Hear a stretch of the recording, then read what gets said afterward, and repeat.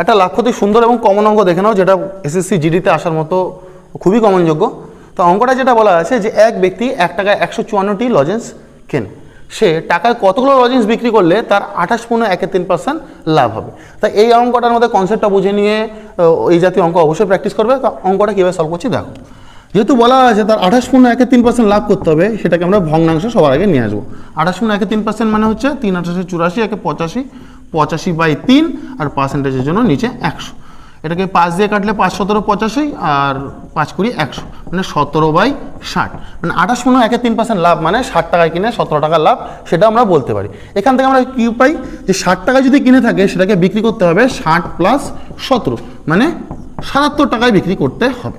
এই হচ্ছে বিষয়টা। এই পর্যন্ত আনার পরে এই দুটো দিয়ে আমার রেশিও তৈরি করতে হবে, যেটা একটা ক্রয় মূল্য আর বিক্রয় মূল্য হিসাবটা দেওয়া আছে।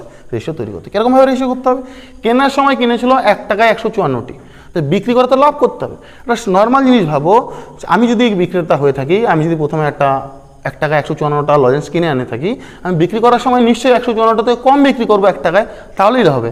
1 টাকা যদি আমি 154 থেকে বেশিগুলো বিক্রি করি তাহলে কিন্তু উল্টো লস হয়ে যাবে। আমার জিনিসটা পরিমাণে কম দিতে হবে, তবেই আমার লাভ থাকবে। তাই কম হিসাবে আমরা কি করবো, এই 154 ইন্টু এই 60 আর 77 মধ্যে যেটা কম সেটা উপরে রাখবো আর 77টা নিচে রাখবো। এই করে আমরা ভগ্নাংশ তৈরি করবো, যার ফলে অ্যান্সারটা ইজিলি বেরিয়ে যাবে। বোঝাতে পারলাম? 77 দুগুণে 144 আর 60 দুগুণে 7 দুগুণে 154, 60 দুগুণে 120। অর্থাৎ সে 1 টাকায় যদি 120টি লজেন্স বিক্রি করে থাকে তবেই তার 28.13% লাভ হবে বা প্রফিট হবে। পছন্দ হলে অবশ্যই একটা লাইক দিও।